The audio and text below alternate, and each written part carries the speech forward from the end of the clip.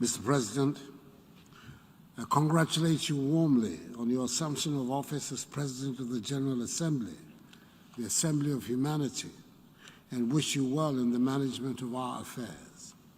The agenda that he has outlined provides us with a powerful framework within which to tackle effectively global issues in these first decades of the 21st century. The presence here in New York of 102 leaders of nations in this 76th session tells us of our resolve to return the world to normalcy. We're not there yet, but we're making considerable progress. Back in 2017, when I made my first appearance at the General Assembly as the newly elected President of Ghana, I said neither Ghana nor Africa wanted to be scars on anybody's conscience. I said we want to build economies that are not dependent on charity and handouts, because long and bitter experiences have taught us that no matter how generous the charity, we would remain poor. Between 2017 to 2020, Ghana recorded an average growth rate of 7%, amongst the highest in the world. In 2020, when the global economy in sub-Saharan Africa has contracted by 3.5% and 2.1% respectively, Ghana was one of the few countries that produced a positive growth rate. This is a testament to our determination to build a Ghana beyond aid. 1 year on, although infection rates and deaths are relatively lower in the region, the virus's impact on economies and livelihoods has been damaging. The latest numbers from the African Development Bank indicate that African economies, which contracted by 2.1% in 2020, are yet to return to pre-pandemic levels. More than 30 million Africans fell into extreme poverty in 2020, and nearly 40 million could do so in 2021. The social impact has been devastating. Over 103 million African jobs have been lost. Women, who account for 40% of total employment, have been most hard hit. Mr. President, we're listening to the scientists. It is evident that vaccination is the way to protect populations and revitalize societies. To vaccinate 70% in the shortest possible time, as is being done elsewhere in the world, means some 900 million Africans have to be vaccinated. The Afro-Exim Bank structuring of the Africa Vaccine Acquisition Task Force $2 billion acquisition of 400 million Johnson & Johnson vaccines is part of the historic African Union's COVID-19 vaccine development and access strategy. It is a critical milestone in our collective fight against the pandemic, in a continent suffering the worst brunt of vaccine nationalism. The Africa Vaccine Acquisition Task Force vaccine program, partly manufactured in South Africa, is the single largest and most far-reaching trade transaction since the entry into force of the African Continental Free Trade Area in January this year. It is eloquent testimony to the benefits of domestic production and pooled procurement in Africa, as envisaged by the African Continental Free Trade Area Agreement. Ghana agrees with the call of the Rome Declaration of Global Health for voluntary licensing and technology transfers to boost vaccine production. The African Union is working with WHO, WTO, and other global partners to expand its vaccine manufacturing and deployment. We in Ghana have so far received 5 million doses, which have been administered to frontline health workers and those classified as being most at risk. 5 million is not a figure to be sneered at, particularly when we consider the situation in many other African countries. We're grateful that our efforts at the management of the pandemic and vaccine distribution have been recognized, and we have received these amounts so far. We're still hoping to vaccinate 20 million of our people by the end of the year. One unfortunate development appears to be the recent measures on entry into some countries in Europe, which suggests that Covishield, the Oxford AstraZeneca vaccine manufactured in India, is not recognized by these countries. What is intriguing is the fact that this vaccine was donated to African countries through the COVAX facility. The use of vaccines as a tool for immigration control will be a truly retrogressive step. Mr. President, the last time there was such an upheaval in the world was during the Second World War, which led to the establishment of a new world order. This organization, the United Nations, and the other Bretton Woods institutions were created to maintain international peace and security, help rebuild the shattered post-war economy, and promote global economic cooperation. Even before the pandemic outbreak, many had concluded that the current structure of global economic cooperation, designed some 77 years ago, has proven inadequate to finance infrastructure and economic transformation in developing countries. Given the incapacity of the global financial system to produce the necessary outcomes to finance sustainable development, we need a constructive review. COVID-19 provides a great chance to rethink global economic cooperation based on the principles of mutuality, equity, sustainability, and collective prosperity envisaged by the SDGs. There is no question but that if the famous gathering in San Francisco was to take place today, it would be a significantly different United Nations Charter that would be written. In much the same way, a World Bank or IMF or WHO that is born today would be radically different institutions from those that were set up after the World War, as many of the countries in today's world, especially in Africa and the Caribbean, were not present in San Francisco.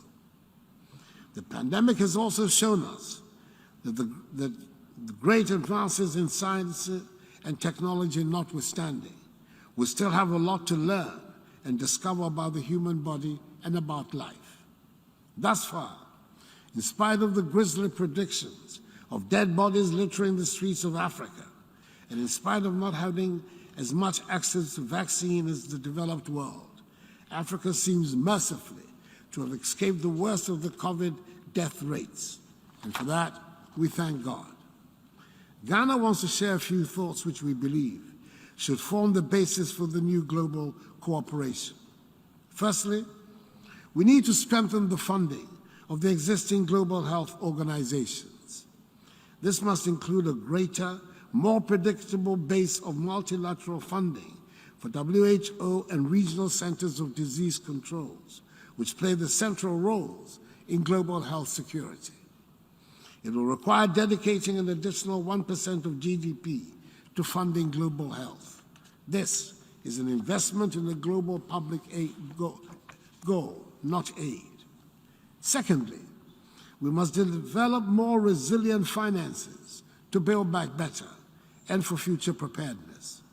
Across the African continent, revenues have decreased by as much as 150 billion United States dollars, as economies are still reeling from the economic impact of the pandemic. African governments have already spent scarce reserves fighting the pandemic and providing social protection to millions of affected households. Ghana has been advocating that innovative financing must also address structural challenges beyond responding to immediate fiscal needs by providing mechanisms to facilitate investments in health infrastructure, technology, the environment, and people that would bolster resilience and equitable recovery. The IMF's unprecedented $650 billion United States SDR allocation offers a unique opportunity to provide additional financial resources to address the vast and surging inequities the pandemic has revealed and a crisis to come. Africa's allocation is some 33 billion United States dollars. If ever there was a time for an African Marshall Plan, it is now. The SDR infusion should be seized upon as a catalytic effort to leapfrog Africa to the next level of human development and ensure sustained global prosperity. African leaders have advocated for a prudent and transparent channeling of 25 to 35% of SDRs, that is $160 to $230 billion, from wealthier to vulnerable countries, $100 billion of which should be dedicated to Africa. We welcome the support of the European countries represented at the Africa Summit in France, the IMF, the G7 and G20 to some SDR redistribution. Mr. President, proceeds of channeled SDRs should fund vaccine acquisition and manufacturing, climate and green investments, and a Pan-African stability mechanism, like the European Stability Mechanism, that will safeguard financial stability on the continent. A part of the redistribution should also help fund the recapitalization of the African Development Bank and Afri-Exim Bank to support industrialization, private sector job creation, and the African Continental Free Trade Initiative. Thirdly, we must reposition key multilateral organizations and international financial institutions such as the United Nations, the other Bretton Woods institutions, and the G20 to reflect inclusiveness, support country investments in global public goods, and ensure fast-track financial support to build back better and prepare for future pandemics.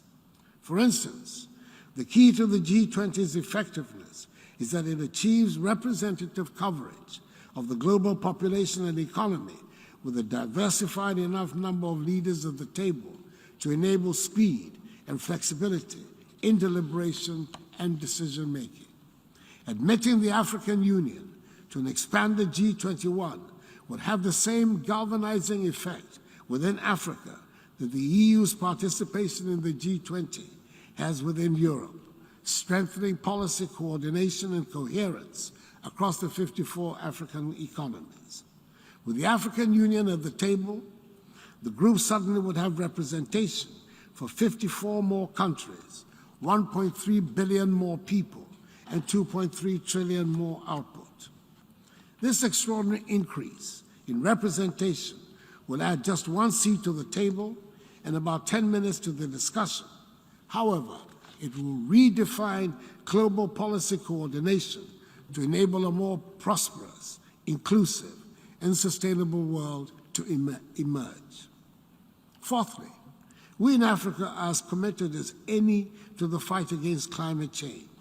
We believe, however, that the fight is better advanced if we're able to maintain the crucial balance between economic, political, and environmental imperatives, positions that we will be articulating in Glasgow at the COP26 conference, which should form part of the new global compact.